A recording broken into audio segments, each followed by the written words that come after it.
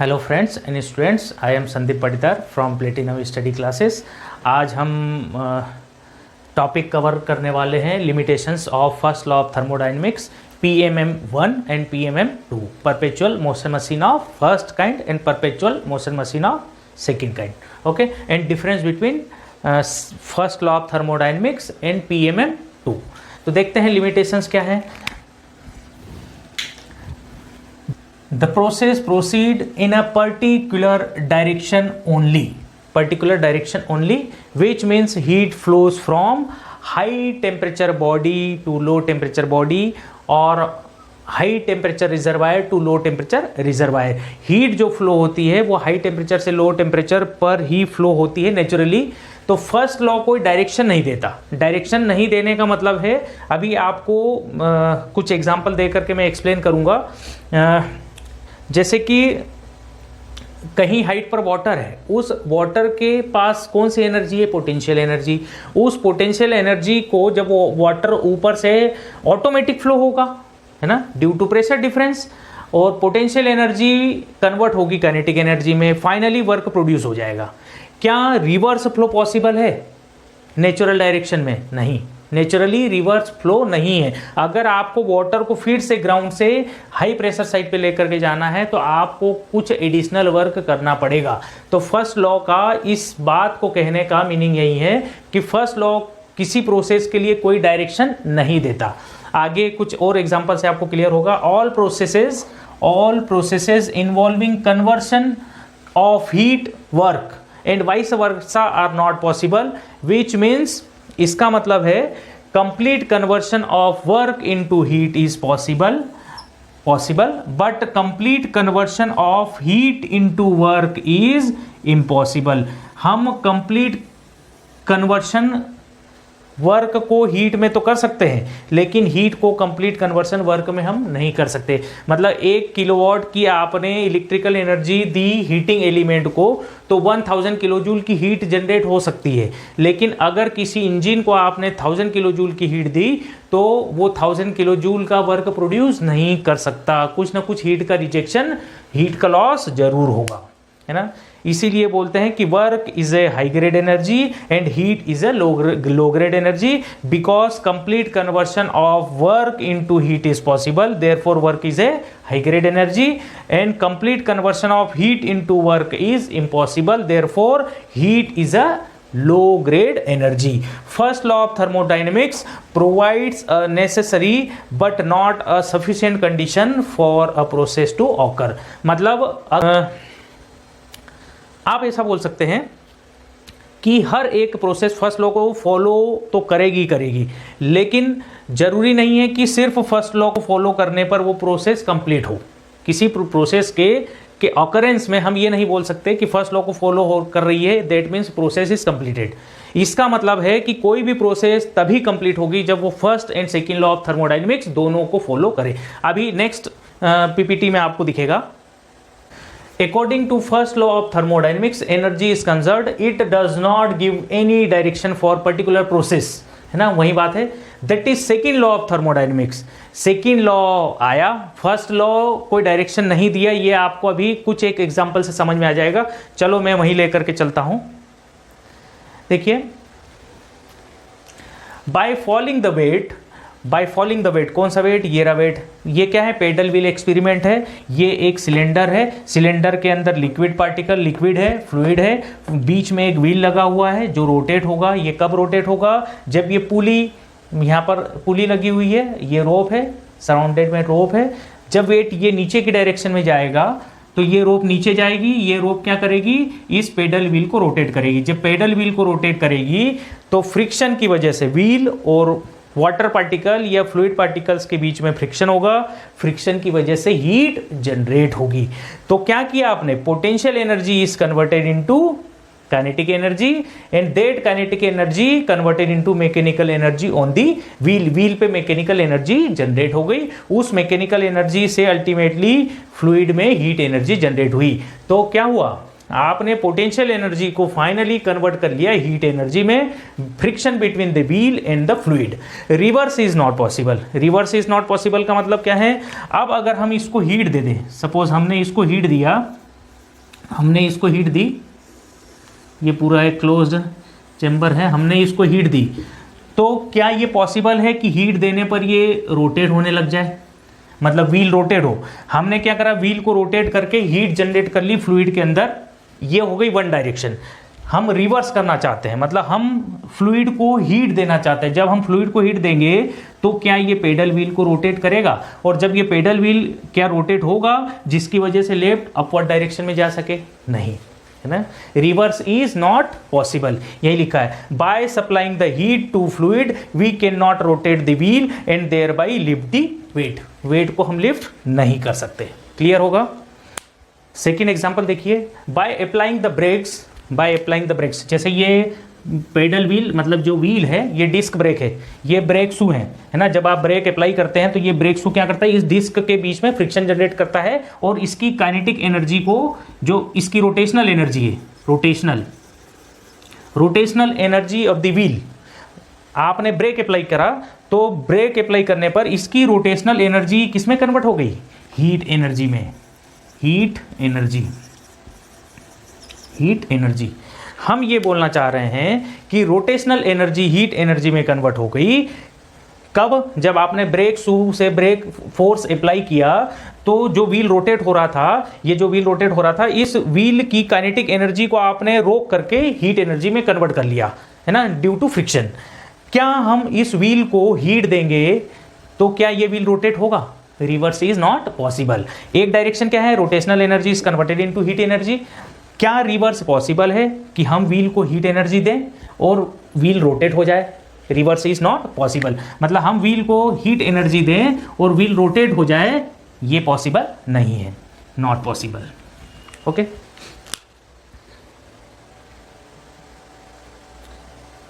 यही लिखा है, by supplying the heat to disc we can not rotate the disc. Disc को हम रोटेट नहीं कर सकते।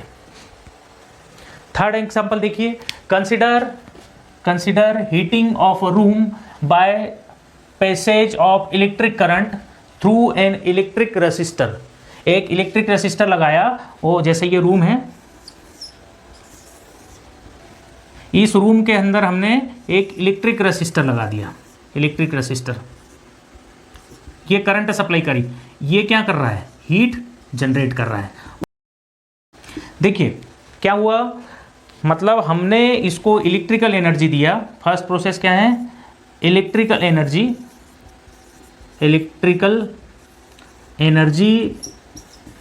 इन द वायर में इलेक्ट्रिकल एनर्जी हमने दी और हीटिंग कॉइल से हीट जनरेट होकर के रूम को गर्म कर लिया, है ना। हॉट एयर का टेम्परेचर आपने इंक्रीज कर लिया, ठीक। क्या हम रूम में हीट सप्लाई, जब हमने इलेक्ट्रिकल एनर्जी रूम के अंदर सप्लाई करी हीटिंग एलिमेंट की हेल्प से, तो रूम गर्म हो गया। क्या हम रूम को गर्म करेंगे, क्या हम रूम का टेम्परेचर बढ़ाएंगे तो इस हीटिंग एलिमेंट की हेल्प से क्या हम वायर में इलेक्ट्रिकल एनर्जी ले जा सकते हैं? नहीं, वही बात हो रही है। हमने इलेक्ट्रिकल एनर्जी को हीट एनर्जी में कन्वर्ट किया और रूम की एयर को गर्म कर दिया, रूम का टेम्परेचर बढ़ा दिया। क्या हम रिवर्स पॉसिबल है? क्या हम रूम की एयर को हीटअप करें और उस हॉट एयर की हेल्प से हम वायर में इलेक्ट्रिकल एनर्जी जनरेट कर सकते हैं? Reverse is not possible. Water flowing downhill where by potential energy is converted into kinetic energy and reverse of this process does not occur in nature में occur नहीं कर सकती। जैसे यहाँ पर आपके पास वाटर है, वाटर एट हाई लेवल, आपने वाटर को यहाँ से फ्लो करा लिया, तो क्या किया, यहाँ पे थी पोटेंशियल एनर्जी, इसको कन्वर्ट करा काइनेटिक एनर्जी में, और यहाँ नोजल पे लगा करके हमने व्हील्स को रोटेट करा करके, टरबाइन को रोटेट करा करके पावर जनरेट कर ली, वर्क प्रोड्यूस कर लिया। क्या रिवर्स पॉसिबल है? इन नेचर नहीं है। फ्लूइड को रिवर्स डायरेक्शन में फ्लो कराने के लिए हमें वर्क देना पड़ेगा, नेचुरली पॉसिबल नहीं है। इसीलिए बोल रहे हैं कि फर्स्ट लॉ कोई डायरेक्शन नहीं देता। फर्स्ट लॉ बोलता है कि एनर्जी जस्ट कन्वर्ट हो रही है, एनर्जी एक फॉर्म से दूसरे फॉर्म में कन्वर्ट हो रही है, बस इतना बोलता है फर्स्ट लॉ। लेकिन उसने ये नहीं कहा कि एनर्जी का भी लो ग्रेड और हाई ग्रेड है। एनर्जी भी लो ग्रेड एनर्जी हो सकती है, हाई ग्रेड एनर्जी हो सकती है। क्लियर है भाई? देखा जाए तो यहाँ पे पोटेंशियल एनर्जी है, स्ट्रॉन्गर एनर्जी है, नीचे नीचे जैसे जैसे जाएंगे एनर्जी डिग्रेड होती चली जाएगी। एनर्जी तो कन्वर्ट हो रही है, kinetic energy is converted, potential energy is converted into kinetic energy, then work या पावर हमने जनरेट कर ली। पर आप देख सकते हैं कि यहाँ पर एनर्जी की क्वालिटी सुपीरियर है, जैसे जैसे फ्लो नीचे होते जा रहा है क्वालिटी डिक्रीज होती जा रही है। ठीक है, नेक्स्ट टॉपिक हम कवर करने वाले हैं PMM1, perpetual motion machine of first kind, perpetual motion machine of second kind and difference between first law and PMM2, क्योंकि एक जैसे ही आपको दिखते हैं, है ना। तो स्टार्ट करते हैं। देखिए हम देख रहे हैं स्टूडेंट्स PMM1, तो मैं आपको PMM1, PMM2 फर्स्ट लॉ और सेकंड लॉ तक लेकर के चलूंगा, और नेक्स्ट लेक्चर में हमने सेकंड लॉ ऑफ थर्मोडायनेमिक्स पढ़ने हैं, Kelvin Planck statement and Clausius statement. तो हम देखते हैं PMM का फुल फॉर्म है perpetual motion machine of first kind.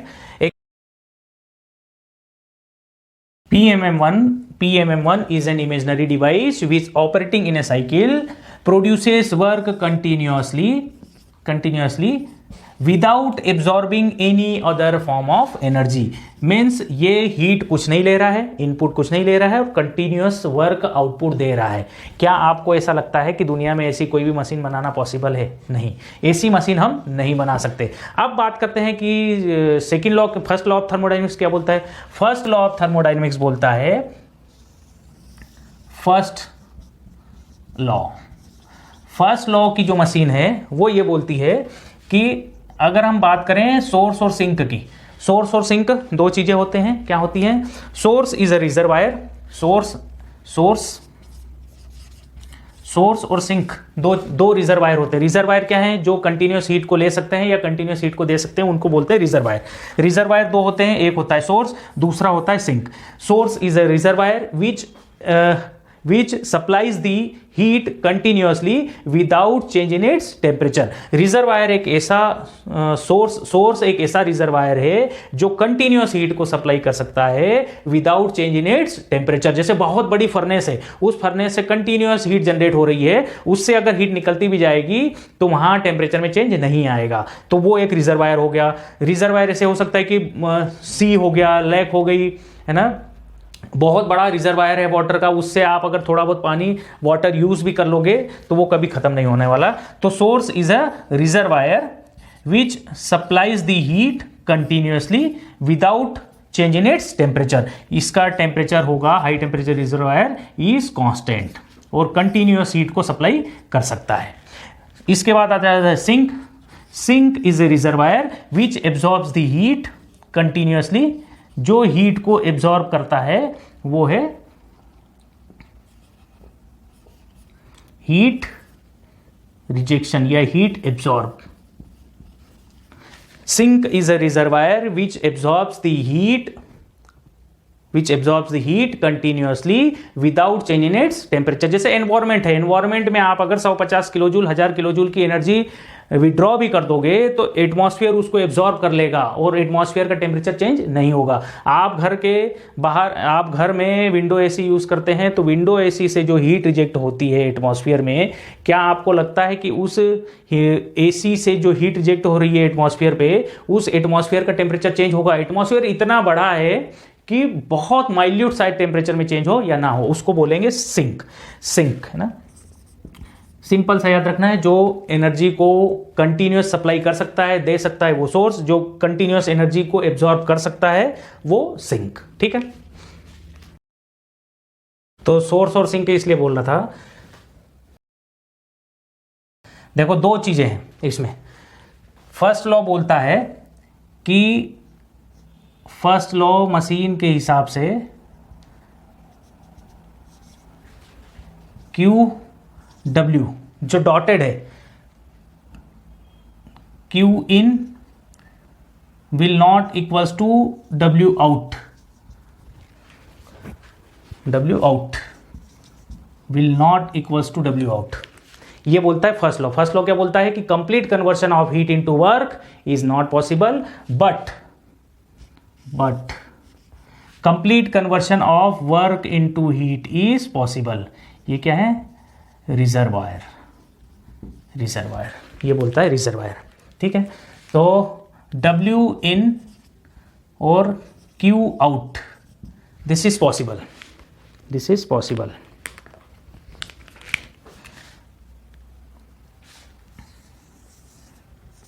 According to first law, बात आपको क्लियर होगी, है ना। According to first law complete conversion of heat into work is not possible, but complete conversion of work into heat is possible. मतलब W in will be equals to Q out is possible, is possible। Clear होगा, this is not possible.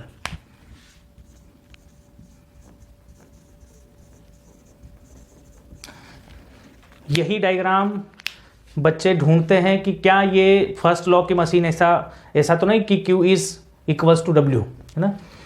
अब PMM2 की बात कर लें। PMM2 क्या बोलता है?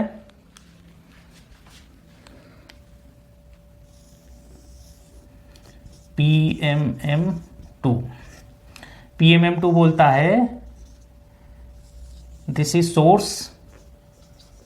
Source eight temperature TH and Q in W out and heat rejection is 0, Q rejection is 0। PMM2 क्या बोलता है?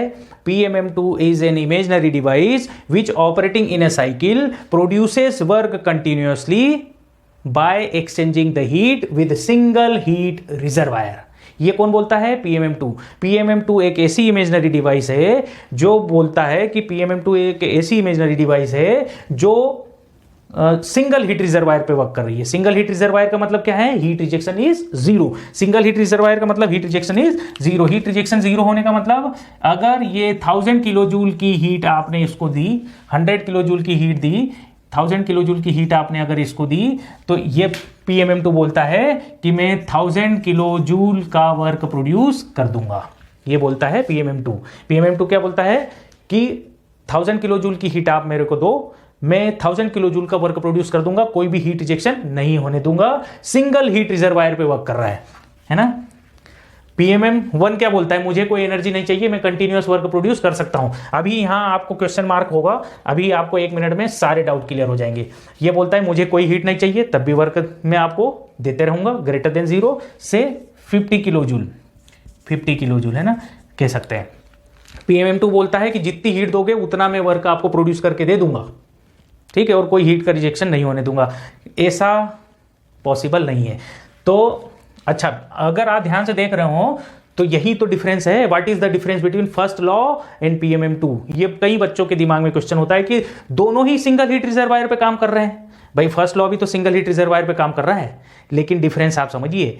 PMM2 बोल रहा है कि जितनी आप मेरे को हीट दोगे उतना मैं वर्क प्रोड्यूस कर दूंगा, लेकिन फर्स्ट लॉ ऑफ थर्मोडायनेमिक्स बोलता है कि complete conversion of heat into work is impossible, but complete conversion of work into heat is possible. अगर ऐसा होता है कि हीट अगर आप दोगे तो वर्क में कंप्लीट कन्वर्शन नहीं होगा, कुछ ना कुछ हीट का रिजेक्शन होगा। ये तो फर्स्ट लॉ भी बोलता है। मतलब फर्स्ट लॉ ने ऐसा कहीं बोला नहीं है कि कुछ ना कुछ हीट का रिजेक्शन होगा, पर उसने इस बात में ये दिखा दिया कि complete conversion of heat into work is impossible, but complete conversion of work into heat is possible. Okay, PMM2 बोलता है कि हीट को वर्क में कंप्लीटली कन्वर्ट किया जा सकता है। देयरफॉर पहले तो इसकी बात करें, है ना, ये तो इन मशीन में डिफरेंस हो गया, फर्स्ट लॉ की और PMM2 की मशीन में, ठीक। अब ये हम बोलते हैं कि सिंगल हीट रिजर्वायर पे ये बोलता है कि कोई इनपुट मत दो और कंटिन्यूअस वर्क ले लो, तो फर्स्ट लॉ बोलता है कि ऐसी कोई मशीन बनाना इम्पॉसिबल है। दस इफ मतलब ऐसा हम बोलते हैं कि PMM1 is an imaginary device which operating in cycle produces work continuously without absorbing any other form of energy, and according to first law of thermodynamics such kind of machine cannot be developed। if PMM1 is developed it violates the first law of thermodynamics। मतलब अगर कोई ऐसी machine बन जाए जो zero कोई heat ना ले और कंटिन्यूअस वर्क दे दे, अगर ऐसी मशीन बनती है तो ये फर्स्ट लॉ ऑफ थर्मोडायनेमिक्स को वॉयलेट कर देगा, ठीक है। अब बात आती है PMM2 बोलता है कि मैं सिंगल हीट रिजर्वायर पे वर्क कर दूंगा और कोई हीट का रिजेक्शन नहीं होने दूंगा। उसके बाद इंट्रोड्यूस होती है सेकंड लॉ मशीन, है ना, उसके बाद इंट्रोड्यूस होती है सेकंड लॉ। सेकेंड लॉ की जो मशीन है वो इंट्रोड्यूस होती है ना। ये बोलता है कि अगर आप मुझे क्यू इन दोगे, है ना, जैसे आपने 1000 किलो जूल की हीट अगर मेरे को आपने दी, that is at temperature TH, तो मैं कंप्लीट वर्क में इसको कन्वर्ट नहीं कर पाऊंगा, work will be less than Q in, है ना। से W is equals to 800 kilo joule, that means some heat will always be rejected at the sink, some heat will always be rejected at sink. तो heat rejection, and that heat rejection is, देख लो, 1000 minus 800 that is 200 kilo joule, that is at sink at temperature TL। Difference समझ में आया होगा। PMM बोलता है कोई एनर्जी नहीं दो, कंटिन्यूअस वर्क दूंगा। फर्स्ट लॉ बोलता है कि ऐसा पॉसिबल नहीं है, PMM बनाना इम्पॉसिबल है, अगर PMM बनता है तो मेरा लॉ वॉयलेट हो जाएगा। PMM2 बोलता है कि मैं सिंगल हीट रिजर्वायर पे वर्क कर सकता हूं, जितनी हीट दोगे उतना ही मैं वर्क आपको प्रोड्यूस करके दे दूंगा। अकॉर्डिंग टू सेकंड लॉ बोलता है कि ऐसी कोई भी मशीन बनाना इम्पॉसिबल है जो सिंगल हीट रिजर्वायर पे काम कर जाए। अगर ऐसी मशीन बनती है तो वो मेरे लॉ को वॉयलेट करेगा। दैट मीन्स अगर PMM2 बन जाती है, it violates the second law of thermodynamics. Okay, और ये हम आगे पढ़ने वाले हैं सेकेंड लॉ में। तो केल्विन प्लैंक मशीन इसको बोल सकते हैं हम, और इसको हम बोलते हैं हीट इंजन, हीट इंजन। ठीक है, नेक्स्ट लेक्चर में हम देखेंगे। और अभी मैं आपको PPT की हेल्प से ये दिखाता हूं कि ये सारी चीजें आपको PMM1 और PMM2 कैसे दिखती हैं। ठीक है, प्रैक्टिकल बैकग्राउंड पे आप इनको कैसे इमेजिन करेंगे। देखिए, पढ़ते हैं PMM1 PMM2 और इनका डिफरेंस। वैसे मैं आपको बता चुका हूं, यहां पर देखिए PMM1 मशीन कुछ इस तरीके से आपको दिखती है। देखिए यहाँ पर देखिए क्या हो रहा है, ऊपर से पहला काम है कि वाटर ड्रॉप हुआ नीचे फर्स्ट, इस वाटर के फॉल होने की वजह से इस पे रोटेशन मिला, सेकंड काम, इसके रोटेशन की वजह से ये रोटेट हुआ, थर्ड काम, ये व्हील रोटेट हुआ। जब ये व्हील रोटेट हुआ तो इसकी शाफ्ट के रोटेट होने की वजह से ये लिंक मैकेनिज्म जुड़ा है, ये एक पंप लगा है, पंप ने वाटर को लिफ्ट कर दिया ऊपर की डायरेक्शन में, और लिफ्ट करके इसने फिर से फ्लो करा दिया पॉइंट 1 पे। क्या आपको ऐसा लगता है अगर ये PMM1 एक जो मशीन है, इसका कहना है कि एक बार आप इस प्रोसेस को स्टार्ट कर दो, एक बार इसके ऊपर आपने अगर वाटर फॉल किया तो इसकी रोटेशन की वजह से जो व्हील्स का रोटेशन होगा और व्हील के रोटेशन की वजह से इनमें ऑसिलेशन मोशन होगा और यहाँ पर रेसिप्रोकेटिंग मोशन होगा, फाइनली ये वाटर को लिफ्ट करेगा और कंटिन्यूअस ये प्रोसेस होती रहेगी। एक बार खाली आपने इसको स्टार्ट करना है और कंटिन्यूअस वर्क ले सकते हैं। क्या आपको ऐसा लगता है कि वर्ल्ड में कोई ऐसी मशीन बन सकती है? नहीं, क्योंकि फ्रिक्शन तो हो रहा है। हाँ, ऐसा तभी पॉसिबल है जब यहां पर फ्रिक्शन जीरो हो, मतलब बेरिंग्स के बीच में फ्रिक्शन जीरो हो, तब ऐसा कहीं ना कहीं शायद पॉसिबल हो सकता है पिस्टन सिलेंडर डिवाइस के बीच में फ्रिक्शन जीरो हो, जबकि प्रैक्टिकल बैकग्राउंड पे ऐसा संभव नहीं है। तो इसीलिए PMM2 डेवलप नहीं हो पाई, है ना। कुछ इस तरीके से और भी एग्जाम्पल हैं।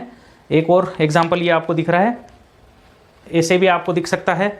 यहाँ पे क्या हो रहा है, बॉयलर है, बॉयलर को हमें क्या चाहिए, यहाँ पर हीट, ये हीट चाहिए बॉयलर में, तभी तो ये स्टीम बनेगी। और बॉयलर से ये स्टीम टरबाइन रन हुआ, स्टीम टरबाइन ने जनरेटर से इलेक्ट्रिसिटी जनरेट कर दी और इस इलेक्ट्रिसिटी को हमने ग्रिड पर यूज़ कर लिया और इलेक्ट्रिसिटी का कुछ पार्ट हमने इस रेसिस्टेंस हीटर को दे दिया और रेसिस्टेंस हीटर ने फिर से हीट जनरेट करके बॉयलर को रन कर दिया, मतलब स्टीम जनरेट कर दी। क्या ऐसा पॉसिबल है कि टरबाइन से जो वर्क प्रोड्यूस हो रहा है वो स्टीम से प्रोड्यूस हो रहा है और जो टरबाइन ने वर्क जनरेटर को दिया, उस जनरेटर के वर्क इलेक्ट्रिसिटी से हमने रेसिस्टेंस हीटर को चलाया, इस रेसिस्टेंस हीटर ने फिर से हीट जनरेट करी, है ना।